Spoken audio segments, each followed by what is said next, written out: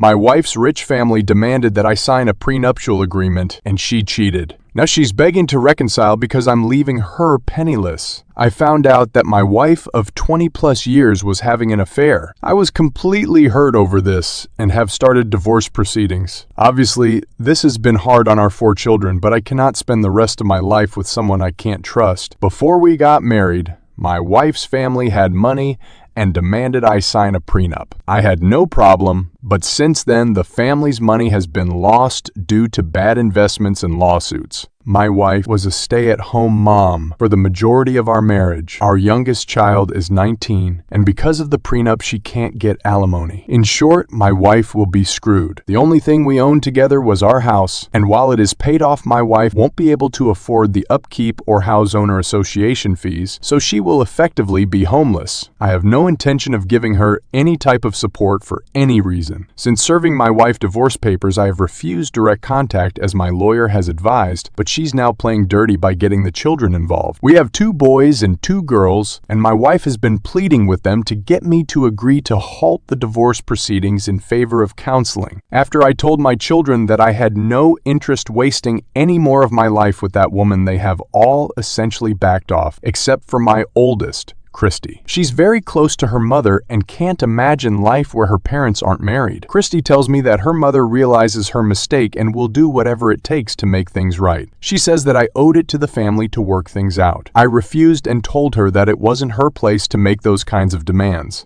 Since then, the only time Christy talks to me is when she's sobbing and asking me not to destroy the family. I understand that this is hard for her and offered to pay for therapy so she can cope, but she said there wouldn't be anything to cope with if I wasn't trying to divorce her mother. Since Christy is being too emotional to act within reason and refuse therapy, I have resolved to limit contact until after the divorce. However, my other children are saying that Christy's behavior is getting worse. Update. Alright, I read a couple of responses and I just wanted to clarify some things. One, clearly my "she will effectively be homeless" comment was misinterpreted. So let me set the record straight. Because my wife and I own the house together, so long as we sell the house and split the proceeds, she'll get something. 2, my wife didn't give up her career to raise my children. We could have hired a nanny, but she didn't want that and chose to be a stay-at-home mom for our children. Because of her family money, she was getting a monthly allowance from the estate. Plus, I paid for a housekeeper to make things easier for her. 3, once my wife reached 30, she started getting a monthly allowance from the family estate, and the prenup addressed that so I couldn't claim half. In exchange, she couldn't get alimony. 4, I didn't want my children to get involved in the divorce. My wife decided to do that and even brought up the reason why as a form of a preemptive strike. I only talk about the divorce when someone else brings it up, which Christy wants to do all the time. 5, I am not abandoning my daughter. I am just lowering contact with her until the divorce is finalized because she's not letting up on trying to pressure me into taking her mother back and refuses to go to therapy that I will pay for.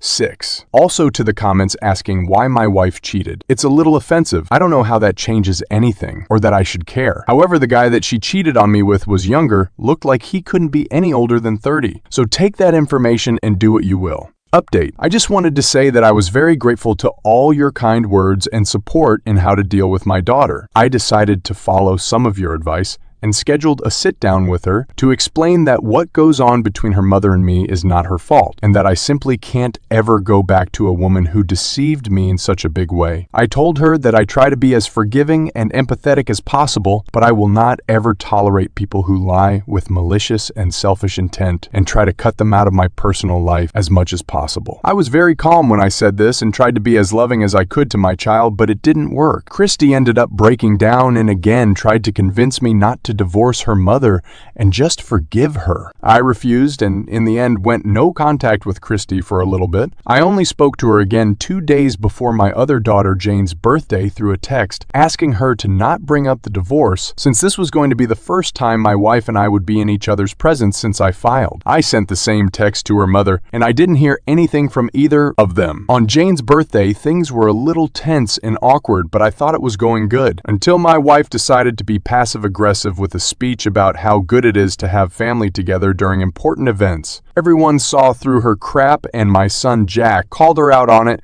and said that she was selfish to bring this up on Jane's birthday. Christy started defending her mother, and Jane, understandably upset, revealed that the only reason Christy was on their mother's side for reconciliation was because she didn't want the fact that she not only knew about the affair but helped her mother cover it up. There was a big fight that wasn't going to get resolved right then and there. I ended up leaving and was even more heartbroken all over again. Not only did my wife betray me, but my own daughter too. I knew she was closer to her mother than me, and I was okay with that. But this, I don't know what I did to make my eldest daughter so disloyal to me, but I am now resolved to go full, no contact with her until after the divorce and possibly for the rest of my life.